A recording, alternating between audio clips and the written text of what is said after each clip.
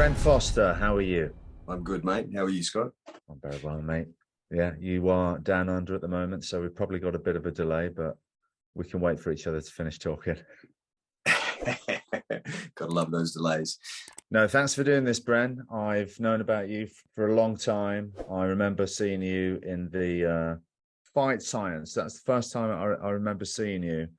And phenomenal taekwondo expert, really powerful, clean, amazing kicks, mate. Just amazing. So it's great to have you on the show. Thanks for doing it. Thank you, Scott. Bren, can you tell us what your martial arts background is? How old you were when you started it, and the various martial arts you've done? Right. Started training when I was about 6 years old, Scott. I started with karate, then went from karate to hapkido and taekwondo.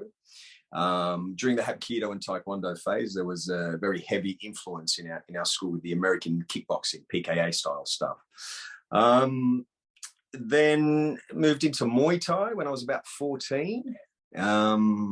Then kept training, started Brazilian jiu-jitsu when I was about 21, when no one knew what it was. Yeah. We're the same age, aren't we? Are we about the same age? I'm 46. We are. Yeah. I'll be 46 at the end of the year. So, you got a few months on me, Scott. Just, continuing training, a lot of Filipino martial arts, silat, that ever since I went to the United States, and my good friend Ron Balicki, and my training partner, he taught me a lot. He's also my instructor. So I guess Scott, they're my basic fundamental styles, but if anyone's got something to show me, I'm happy to train in any style. Would you say that the main one's taekwondo, though? Yeah, I would, but it's hard to say. Like, even now at my school here in Australia, me and my instructors, we train most mornings, right? But when we get there, it's every training session. Okay, we'll kick, we'll box, we'll kickbox, we'll wrestle a bit. One day we might practice knife stuff, sometimes short stick stuff, sometimes some hwarangdo, which is Korean sword art. I left those two styles out, didn't I? hwarangdo and hwarangdo as well. So it's just, I can't really say this is my main style, this is that now, because they're seamlessly integrated now. So every training session we have, sometimes we might just box, sometimes we might just kick, but throughout the week, you can't say that one style is favored over the other. It's more of like an integration of and working everything throughout the week. And it's hard because if you do focus in one area more than the other areas start to suffer. If you just say you start working on your Brazilian jiu-jitsu, your striking starts to suffer, and vice versa. So it never ceases to amaze me. Like at our school, someone will walk in and say to me, I haven't trained for 7 years, but I've still got it. And I struggle with that, Scott, because I look at them and I'm like, I don't train for a week and I start to lose it. I've still got it, Bren. I've still got it. I know you do. You're always working. You're always training. So just talk us through a bit of this. This was an event called the Martial Arts Spectacular. Now, Scott, this is almost 20 years ago. I was in my late 20s here, and you can see I'm doing a lot of multiple board breaks, spinning board breaks, and this is real pine, this stuff. And I think that was about 5 boards in the air. There's about 6 boards being held there. I mean, come on, Bren, this is seriously impressive, man. I mean, it's just incredible. Especially that there. I mean, Jesus Christ, mate. Now, what's amazed me about, I was looking for some where I saw this now. You'll have to send it me, but you can do this cheat 720. You do it both sides, don't you? I can, yeah. I mean, that blows my mind that you do it both ways. I guess it's just training and repetition, like anything, Scott. If you spend enough time and enough focus on it, you're going to pull it off. Well, I forgot to work the other side for too many years. I was like, no, we only need the one side. I think you know how I got really good at one side? Both sides, sorry. One side was injured, and I remember my left ankle. So a lot of the 720s and the jackknives and whatnot. And I'm new to those names, by the way. Yeah, used to call it turnaround, turning. A jackknife was turnaround, turning kick, back hook kick, all in the air. That's what we used to call it. But because my ankle, this is what we're talking about here. You do it with the. Hang on a minute. You do it with the right leg, bang, and then you do it with the left leg, right leg, left leg, with the. That's seriously impressive to me. So you're injured and you just started doing it, working on the other side for a bit.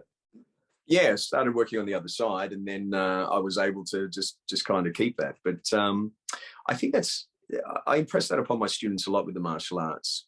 Make both sides good, because even in a self-defense situation or in a sport ring, whatever, you might get hurt. You might have to change stances and be able to fight with the other leg forward, and whatnot. So I've always tried to really work both sides equally, because if one side is not as good as the other, that inherently is a weakness. And in martial arts, as you know, of course, I don't need to tell you this, but we need to identify points that are a little weaker and try to eliminate them.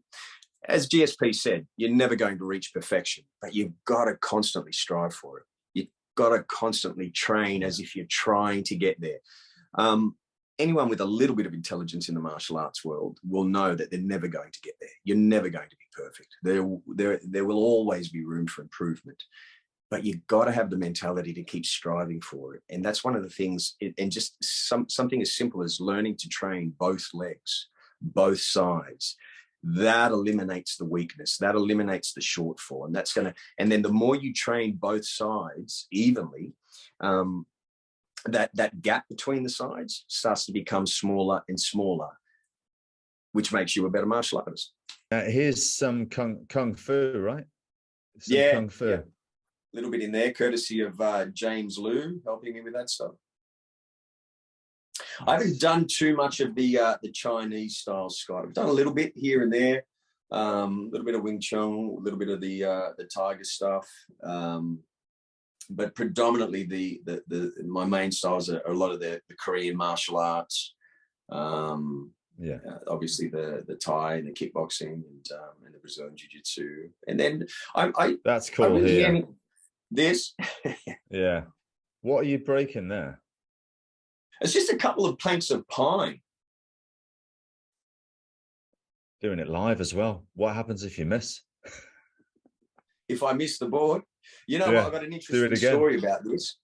There was once I went a little bit off to the side, and my head, as I went upside down, I don't know what happened. I jumped and I went off center a little bit, and my head hit one of my students, the student that was standing on the chair. He was like that, and having someone stand on top of him. My head, I was upside down. My head hit his head. Now, luckily, Scott, I still broke the planks of wood, but I hit him that hard. Broke his head. Pretty much. I was okay, but he wasn't afterwards. Oh, shit, yeah. Yeah, he had a concussion. I didn't see him at training for about a week after that. He said for a couple of days. Is he one of your students? He was one of my students, yeah. So he took it quite well. Well, that's good. Yeah, that reminds me of when I was teaching kickboxing, and I was demonstrating a side kick, and I had one of the students hold the pad, and it was a new club, and we were in a fitness first or whatever, and you want to impress the students, so I say, I'll give it a proper kick now. You ready? He's like, yeah. And I kicked him, and he went right back, and he smashed into the window, and the whole thing came down, and it was bad. And it cost me about a grand. It cost me about $1,000 to repair it. Yeah, I bet the students were impressed, man. Yeah, there is. Yeah, I got more students the next week. Scott's got some power. Yeah, but no, these things happen. These things happen. They do. Yeah, they do. They certainly do. Yeah.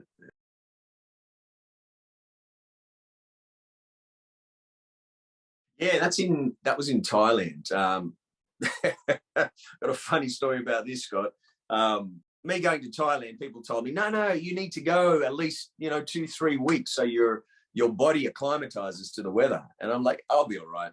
So I got in there like 3 days beforehand, did some training. But I tell you, when I got there, I got off the plane and the air felt like soup. And then in Australia, it was winter. So I'm, banging out round after round on the Thai pads, on the focus mitts, sparring, no problem. And then I get to Thailand and I have my first training session and I do one round and I'm dying. I can't breathe. And then I'm fighting in like 3 days. So anyway, got through it, managed to get through the fight, but I struggled with the air because I was not used to the weather. It was something I was not expecting, but it's my own fault because people did tell me, but I didn't listen. Well, you're looking pretty good, mate. Yeah, it was pretty good. He was a lovely guy afterwards. I actually dropped him with a spinning back kick, and he got up and he smiled at me, Scott, and I went, whoa. And I'm like, wow, I've just hit this guy with my most powerful kick and I've dropped him, but he's got back up and he's, right in the stomach. And he got up and he smiled at me. So I kind of just, I took a step back and I thought, okay, I've got to conserve my energy here. But he came to me in the change room after the fight and he said to me, if I kept going, in broken English, the best he could, if I kept going after the back kick, he had nothing. But because he smiled at me, he poker faced me and he fooled me and I backed off. So, but that was a good learning. Smart, experienced fighter. Yeah, he was. Lovely guy too. Lovely guy. Yeah. Was that the first thing you did, Days of Our Lives? Was that one of the first jobs you had, or? And then kind of from there, was able to get a little bit of film work here and there, some movies, I think, but if you look at, I think I've done about maybe 10 movies, but maybe I think 2 of them are actually action. Well, come on, mate. We've got to change that, haven't we? What's going on? Build these skills. So you're a proper, real actor, trained at drama school.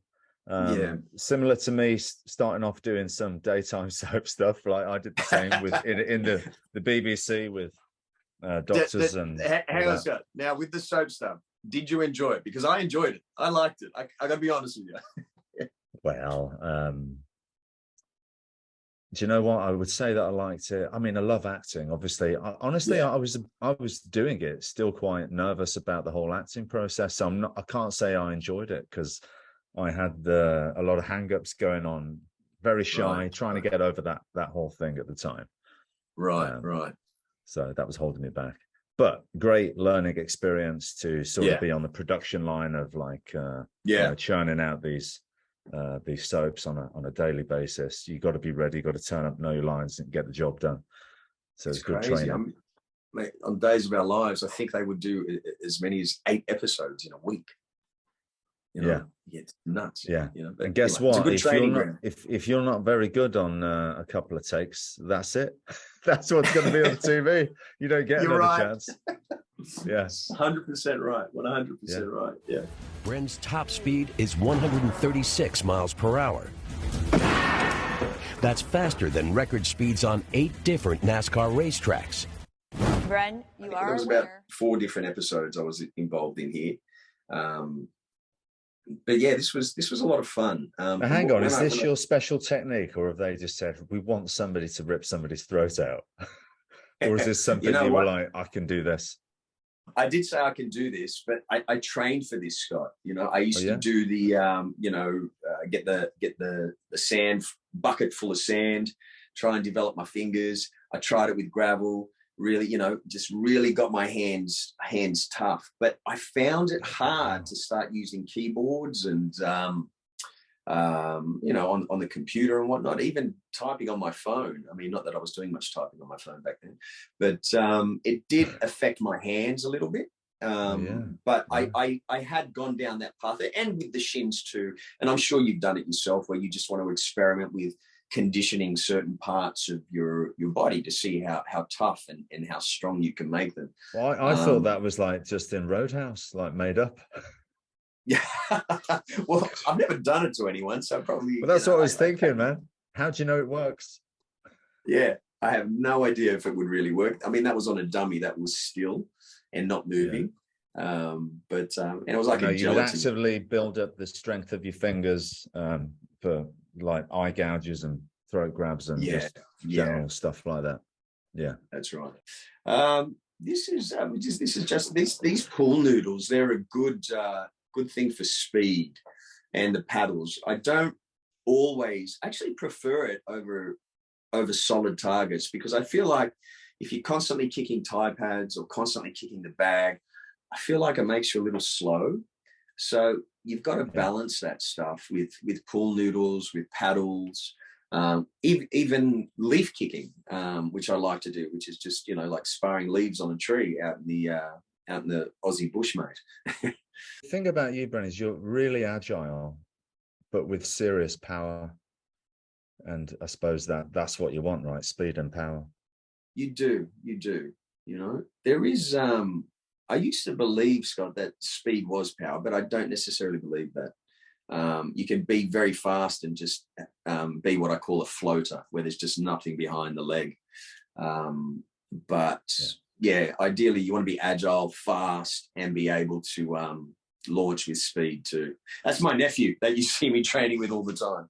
Oh yeah, well this is great. Yeah. The height you get in there, you're really explosive, and it's just admirable to see something like that. Like your airtime is amazing.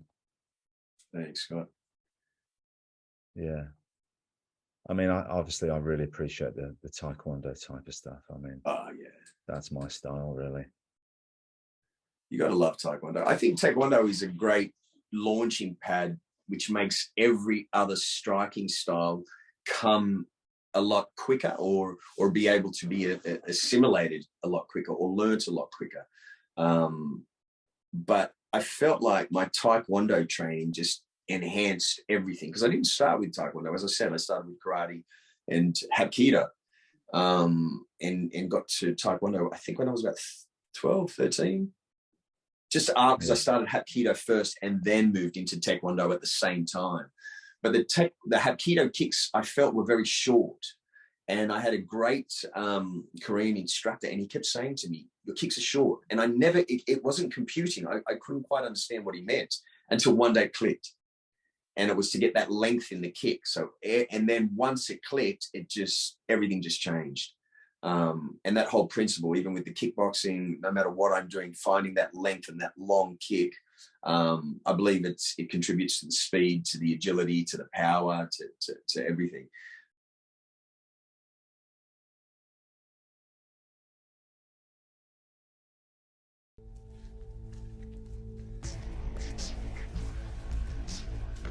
There was, I think, there's a stunt coordinator called Guy. Yes, I called. His name is Guy Norris, and Richard Norton, who I'm sure you know. Yeah. They had an idea in Australia to make some action movies coming out of Australia, set in the Gold Coast. So I went up to Queensland. They took me up to Queensland, and you could see I was quite young there. And they wanted to. They did some test shoots with the intent of turning them into a bunch of movies. Nothing came of it after a while, because I think it wasn't too long after this I moved to the United States. Like a short movie then. Yeah, so this was just like a short movie, or a show reel. Not a show reel, but a short movie to showcase some of their plans for what they wanted to do. I think it must be a stuntman's worst nightmare to be running in knowing that you're about to back kick them. I think most of the stuntmen that I've seen getting ready to get back kicked by you, you can tell they're all shitting themselves.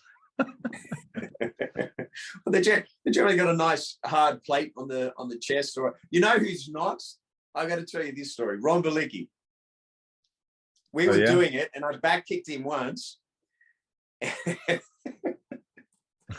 And he comes up to me. Ron's my friend too. I got him.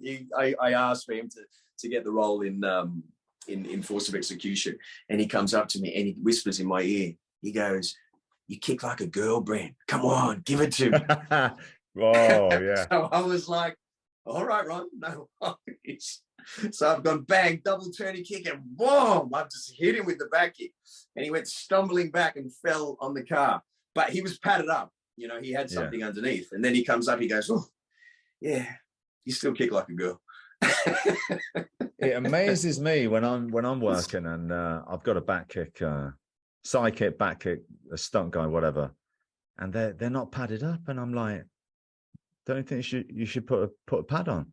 So, no, I'm good. And I just think, oh, I'm going to hit you harder now. Because, you know, I'm not really, but you don't know how many takes you've got to do. An experienced stunt guy, they always pad up, because why? You know, there's no point to it. If you can hide the pad and it's not obvious, then just pad up, because we could end up doing 20 takes. Yeah. And I'm not going to be pinpoint accurate, get it perfectly the right power to make it look powerful, but not actually be too powerful every time. Sometimes you might be off a little bit and dig the heel in a bit too much. I mean, when you're doing the movies, you know, you're trying to hit with the flat of the foot because you want to be gentle. You're not trying to dig the heel in, but sometimes it happens. I mean, I broke somebody's rib on one film back kicking them, because it was a bit off to the side and the heel went in, and it happens. I think I've seen you kick an air shield with a back kick, Scott, and I think you launched the guy. So, you know, it's not really an average. I've got a good back kick, Bren. I've got a really good back kick and side kick. I mean, I've got powerful kicks, not as powerful as they used to be. I had surgery on my left-legged kick. I had surgery on my left ACL, and they take a piece of your hamstring off to make the new ACL. And I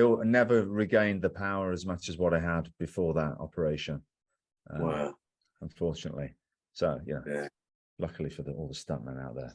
Surgeries suck. I won't even go into surgeries. Oh, no. We haven't got enough time for that. Yeah, right. So I wanted to make the flavor of this fight very kind of brutal and very almost just efficient and military kind of style. So there is a little bit of flash at the end of this, okay? But I also had a severely torn hamstring on this day. Now, this guy did not wear a pad where I slide out and hit him in the stomach with a turning kick. Yes, he did not wear a pad, and that's on him. See, that's what we're talking about. He wasn't even ready. He's looking the other way because you're so fast. Yeah, I asked him to on multiple occasions, and he said, no, I'll be right. No, I'll be right. And when you're in the moment, you just said, do you know who I am? But there was quite a funny noise that came out of him after that. It was like, you know, but he was all right. You know, it just knocked the wind out of him a little bit. But they've even slowed down the footage because you're such a fast kicker. They probably felt they needed to. Yeah. Bam. Yeah. And you can see in that kick, that's a good actual combination, because you're inching back to create the space like you do in taekwondo. But if you look, there's no snap in that kick. It swings, bang. So it's a very kind of unique way of kicking, you know, and a lot of people may not see it like that, but for me, that style works well in either taekwondo or Muay Thai, because you can see there's no snap, but the movement and the creating space is very much taekwondo. Are you choreographing this yourself, or I did put that one together myself. Because I didn't want it to be too flashy. If you look at it, it's very kind of, there's headbutts, there's throat grabs, there's everything. There is a jackknife here, which I don't think was covered too well, but this is the problem. I mean, I don't even know where. So that probably is the best angle for it, but maybe. Who's filming this? They need to be shot. They need to be shot. Like, what's this angle here? Jesus. Yeah. Yeah, it wasn't covered nicely at all. You know, that part. It's a shame because, you know, the jackknife is a great kick. It is.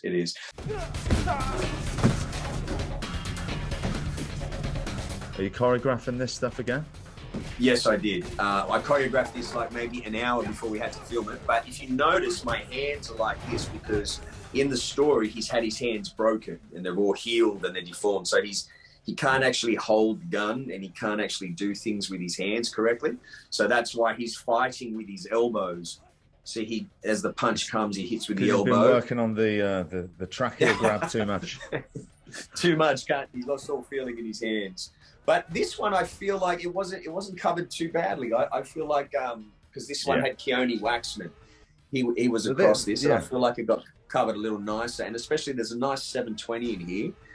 This is exactly really what you want. Like you start the kick and stay on it. Let's see the kick until it lands. I mean, that's the beauty of it. There's nothing to hide because you're an expert martial artist. So exactly, Scott. Yeah. That's so hard to get across to some people, isn't it? It's like you need to pull back, see the beauty of the movement, but it just doesn't compute. But it's so frustrating, and it's one of the reasons why I started this whole thing, because it's not rocket science, is it? Just can we see it, please? I don't want to just hear it. Can I see it, please? 100%. You're so right. You're so right. Like Jackie Chan, what he would always do in his movies would, if he was going to edit on a punch, what people don't do is if you're editing on the punch and it's here to another angle, what Jackie would do, he would, when he went to the other angle, he would come back here, so it would kind of look like that, but you get a chance to recognize it and see it better. But when you edit on the punch in the same place, you kind of you don't see it as well. And so he would do little tricks like that, and because the eye needs that when you're adjusting to a different angle. And all this whole thing that happened with the Bourne movies and everything, where you don't understand the geography. And I never edit on my kicks. Once I've jumped to start a kick, I want to stay on that angle until it lands, because that's the beauty of it, right? And it's not even it's not hard to understand. It's simple, but I don't know why people don't do it. No, I couldn't agree more, man. Couldn't agree more. I mean, I'd just be happy to stay on the slow-mo and just show that kick connects with power. Yeah. And the fact that you do it the other side now with the other leg. Double it up. Nice. Yeah. Yeah. I got to give some props to this guy too, Scott, because he was taking those shots to the stomach with reasonable power, and he was like, "Nah, Bren, these are good. Just give it. I'm good." And I said, "You sure?" He's like, "Yeah, we're good. I'm good." He was a real tough guy. And you know what? They pulled him from catering. Yeah, they pulled him from catering because he said he had some martial arts. He didn't know any better. He's like, maybe this must be the job. Maybe, but I'm glad they pulled him in, because he did a fantastic job. Bang. Yeah, they caught that nicely. Yeah. One edit for my liking, one edit too much, but yeah. Do you know what? I didn't realize there was an edit in that until now, because I haven't looked at it that closely. Yeah. Me, I analyze this stuff. Yeah. I get lost in it. But yeah, your style is, I mean, you can tell that you're a real martial artist, and it's got real brutality to it. I remember the first time I saw you, it took me back a bit, because I'm like, flipping hell. The way you fight, it's so aggressive, and yet it's mixed with this balletic style of, beautiful kicks, powerful kicks. But it's like, man, you're beastly.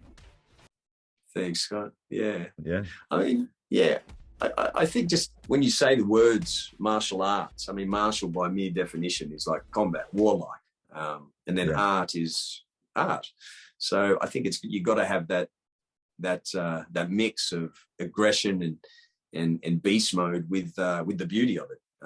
Hence the second word of it, art. So well, can I say, like humbly, I think there's a similarity in styles a little bit, like in terms of on film, because I know I get a lot of people telling me how they like that they can see the power behind the movement. There's grace and there's athleticism there, but you've got some real power behind your techniques. And this punch here, like, bang, look at that.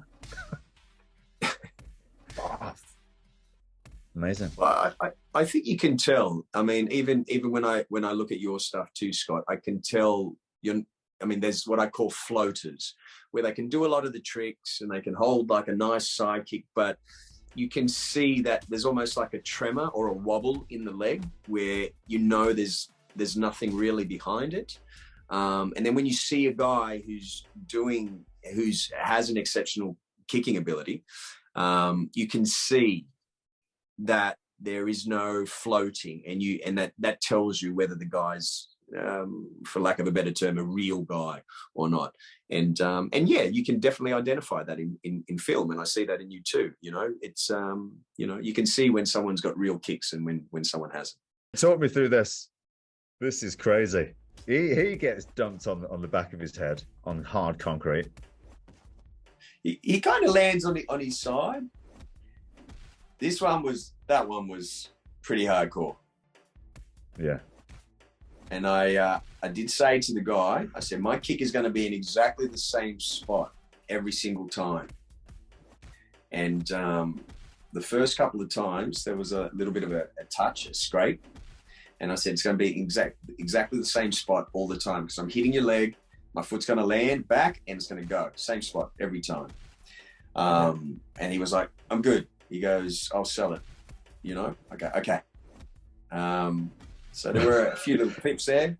He sold it all right. You can see that he's, I think he's lost his balance, hasn't he? He stumbled towards you there. And so now he's closed the distance too much. Yeah. And you're too fast. He can't.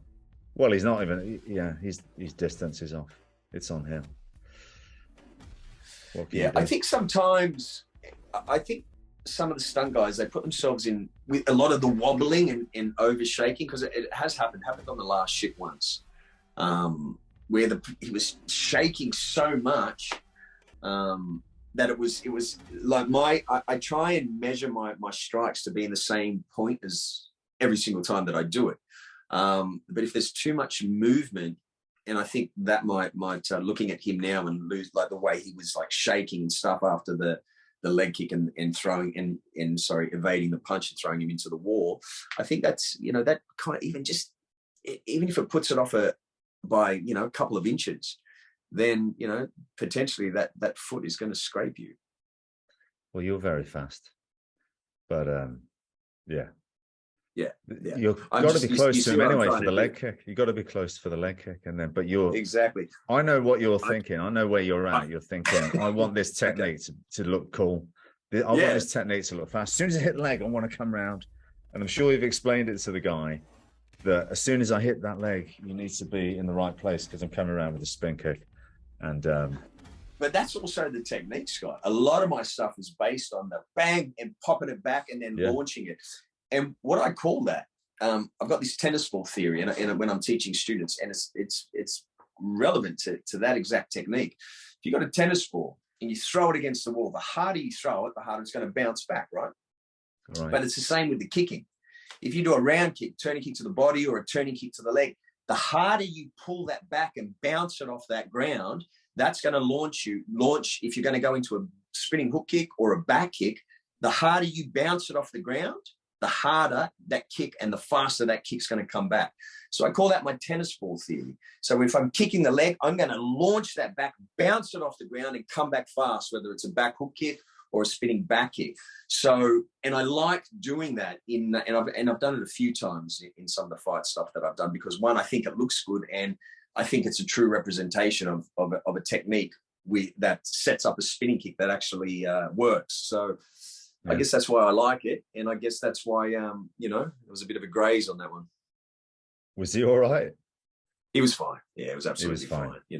That's it was the main actually thing. he was like, a lot of most of the stunt guys that I've worked with have been lovely. You know what I mean? And and most of the time nothing happens and it's fine. But every now and then there is a little bit of a clip.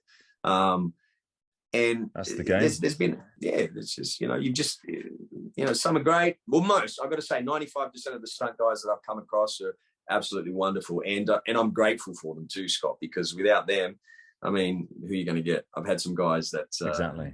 Yeah. Well, look, this is the thing. It's a fun job. It's a great job, but it's not an easy job.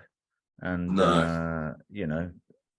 sometimes in this game with the fight stuff, you're going to get clipped. I mean, that's the way it is. That's the way it is for you, for me, the stunt guys. It's part of the gig, you know. And if you're a martial artist, you should be used to it anyway.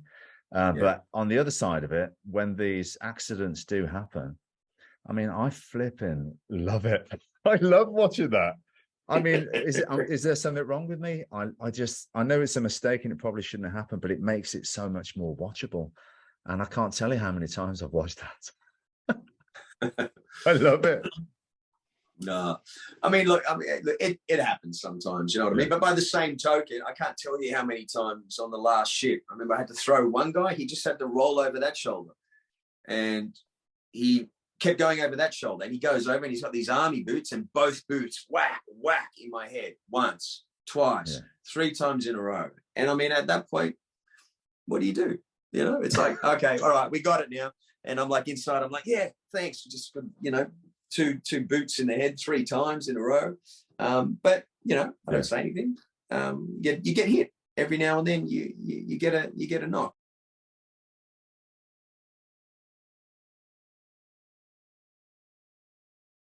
When I got the role, they had no idea about my martial arts. And Stephen Kane, the showrunner, okay, he comes up to me, and we're in San Diego in the naval yard on this massive ship called the Mercy. And he comes up and he goes to me, and this is what he does. He goes, Bren, do you have any fighting experience? He done that to me.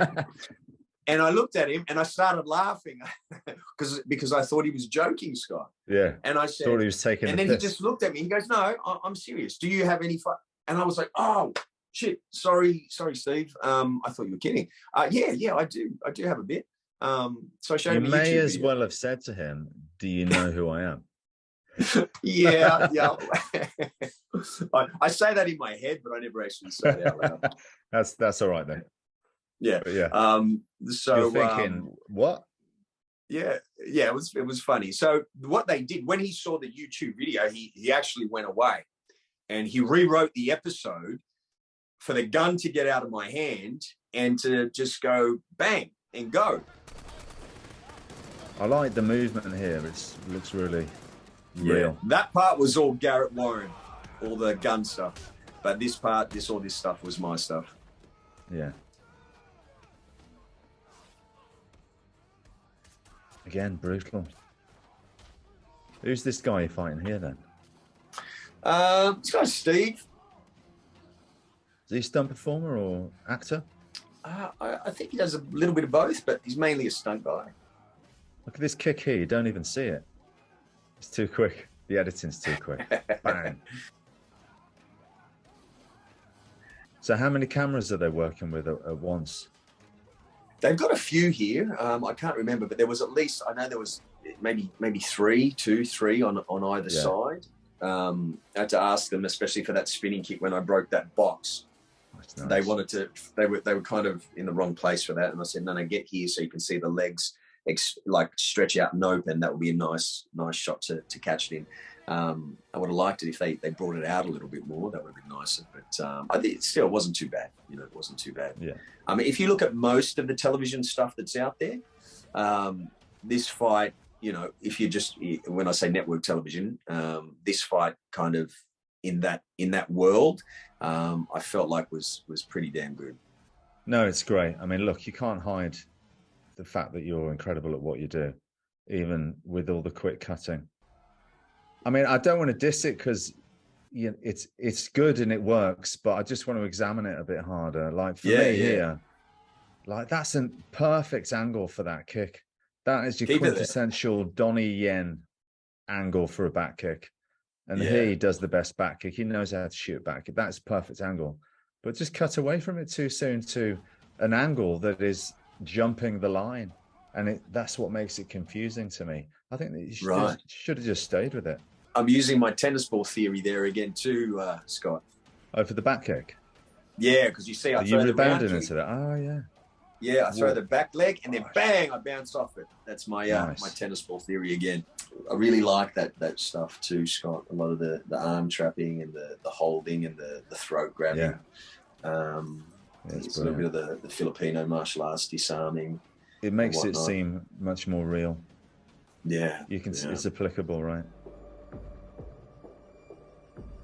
This is a really cool sequence. Yeah, this was great. Is this a CGI gun flare here? Yeah. They put that in afterwards. So this whole sequence I made up in my garage with a mate of mine, Nick Padakis. He came over into the garage, and I just worked all the fight out with him. And then I picked all the stunt guys for this that I wanted to work with, because I didn't want to get kicked in the head by heavy boots again. Yeah. But you've got one of the guys is Luke LaFontaine, who you know very well too. Oh, in this. And I had, I think we only had about 2 hours to shoot this, and we just went through it. Not a single mistake, not a single hit off center, nothing. Because all the guys, Scott, they were good. You know, I wasn't. Yeah. That's Luke. Yeah, there he is. Awesome, man. Yeah, Luke's great. And there's John. I like him too. He's a tough guy. Shahab going to. It's very, very brutal and very realistic, this fight. This was the last episode of season 5, which was the season finale of the whole series, actually. So my character this time, he's been shot twice, and he's been stabbed and shot twice. So he gives everything he's got just to get through, to clear the pathway, because then that allows the Sasha character and the Green character to go through and get the bad guy in this episode. But what you don't see is his girlfriend, Jodie Turner-Smith. She comes in, and she's with him on the floor. And it was quite an emotional scene, because he's almost bleeding out. He's almost dying. He's almost like he's having a little bit of a twitch, just hanging on. And she's there, and she's breaking down too. So it was a really heartfelt scene, because he went through that. He went through the hell of, fighting in the hallway just to clear a path so they could get to the bad guy at the end. So Sasha and Danny went and got him and did away with the evil guy at the end.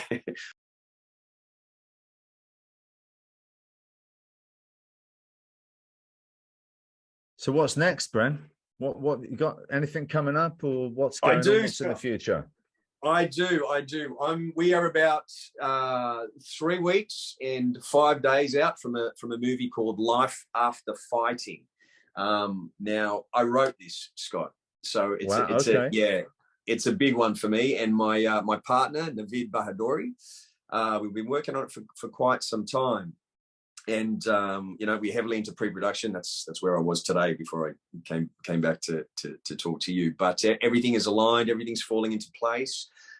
We've got Luke Ford, who's won 2 Australian versions of Academy Awards, I guess. He's playing our one of the characters in there. We've got Cassie Howarth. We're just securing one more actress for the 4 leads, myself as well. And it's very much a true look at a martial arts school and a martial arts instructor who's retired from competition and lives a very lonely life. But his lifeline is his martial arts school. But then suddenly things take a really dark turn when 2 children get abducted from the school, and it leads him down into a path of the child and human trafficking. So it takes a real dark turn. So it's very much a drama, and we get to see. I think that's never really been done before, where we have an honest look at martial artists in a martial arts school. I think when they're portrayed on screen, there's a lot of face pulling and a lot of false bravado. But I mean, as you know, we're human. We have. You got a little girl. I've got 2 little girls. We dads. We love. We cry. We feel pain. We feel happiness. We're human. It's not all face pulling and beating our chest. So we get to see a very human side. And the lead character, he finds love, and he tries to hang on to that while everything in his world around him spirals out of control with the abduction of the children, which he blames himself for.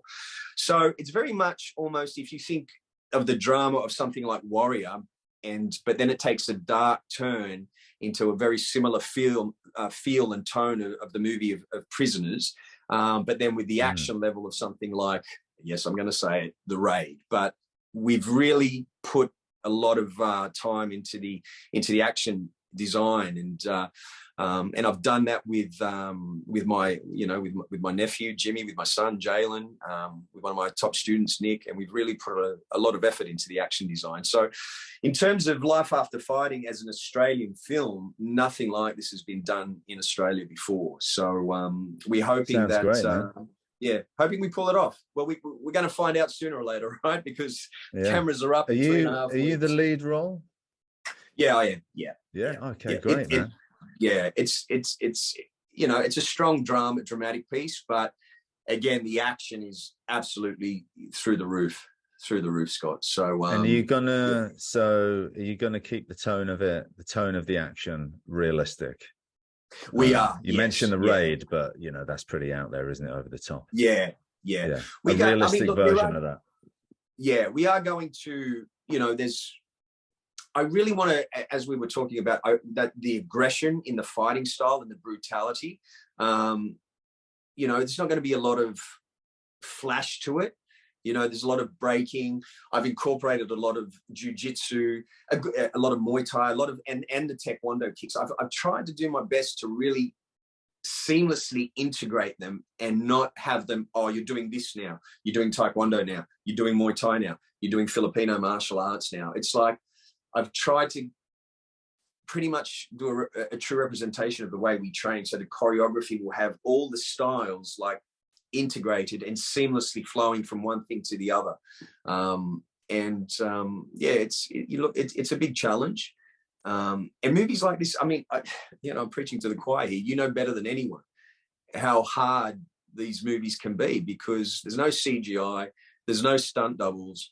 You're doing it all yourself. You know what I mean? So you've got to get ready for the pain and the endurance of it, the fatigue. Yeah. And then you've got to go and give a convincing performance as an actor on top of it all. 100%. And you're going to be behind the camera. Are you producing this? Or yeah, it was pretty. Myself and Navid, produced. And so you've got your plate very full. Yeah, but look, hey, anything worth doing is it's going to take a little bit of tenacity. It's going to be hard work. Otherwise, it's not worth doing, is it? Well, listen, Bren, it sounds really great. I will be watching it, that's for sure. I'm a fan of yours, mate. You're extremely talented. You're one of the best martial artists out there, genuinely. And you're a real actor. So I can't wait to see this movie. I want to see more stuff of you, like in the fight zone, of course, in action movies. And I think we should do something together at some point, mate. Maybe we should play brothers, right? I reckon we could pull that off. Be honoured, mate. Be honoured.